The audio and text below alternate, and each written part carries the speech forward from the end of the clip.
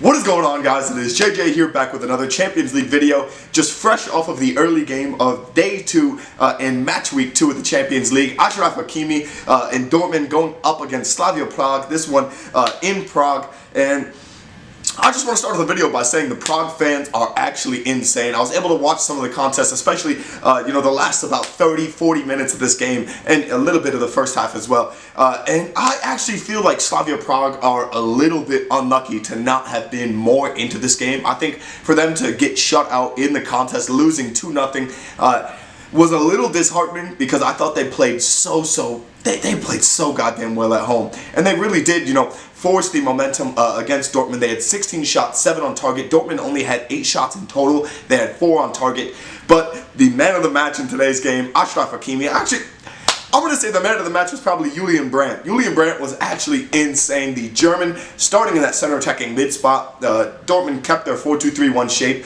They started Rafael Guerreiro and Achraf Hakimi on the left. And it turns out that was realistically all they needed to pry open Prague, because they sat on the counterattack, they waited, they essentially let Slavia Prague have the majority of possession, have the majority of momentum, and then they counterattacked. And both goals coming from Julian Brandt assists, and both goals coming from Achraf Hakimi goals. Hakimi has been, I feel like he's been on a tear, because he was great in the Africa Cup of Nations for Morocco. He was great last season for Dortmund when he filled in at that left back role and even the right back role for both Guerreiro and Piszczek.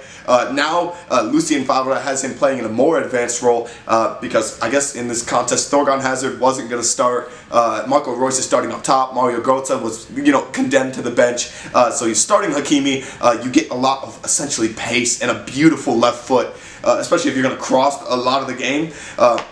Then that's what you're realistically going to need. Plus, Hakimi brings in a lot of defensive stability. I mean, he's a fantastic player, when it comes to those defensive duels and when it comes to individual tackles and ball recoveries. But he was fantastic in this game. Both goals coming from counterattacks, both goals coming with his left foot always to the left side of the goal. Actually, I think one was to the right side of the goal, one was to the left. I felt bad for Slavia Prague because I thought Sukic played really well. I thought Masopust was well. I think Stanku, the Romanian, I thought he was really good playing in the attacking mid spot, and I thought Sodienka, playing left mid, I thought he was actually very good as well. And this is the same squad that has built them all the way through the qualifying period.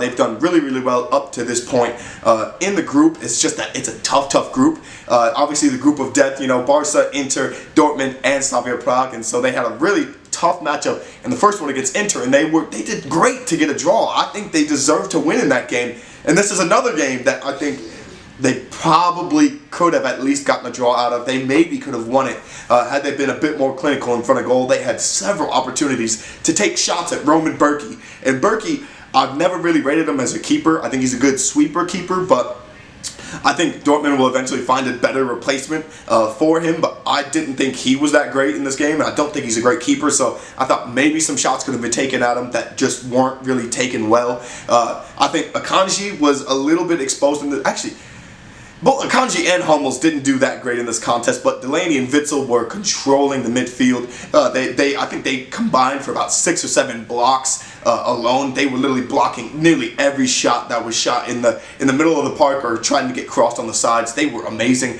But yeah. And then as soon as they got the ball, the counterattack was on. Julian Brandt was always on the speed. Sancho was great. Marco Reus at striker was a little ineffective, but they had Achraf Hakimi to essentially clean up the mess and help them get goals for anything that they needed. Thorgan Hazard came in. He had just a little stint in the game where I didn't really see a ton of him. So Thorgan Hazard, I don't think really did much in this contest. Specifically, I mean, besides the build up to the second goal, which came in the 89th minute. So I give props to Achraf Hakimi. You guys gotta let me know, do you guys think Julian Brandt is the man of the match, or do you guys think Achraf Hakimi is the man of the match? Because 2 assists for Brandt, 2 goals for Hakimi. They link up twice, and Hakimi, playing sort of out of position in the left mid rather than playing left back or left wing back, still scores himself a Champions League brace. So I mean, I give huge props to him because Sancho wasn't that great in this contest, but he didn't have to be. So Dortmund find a way to win away from home in Slavia Prague in the early game of the Champions League. But we're going to get back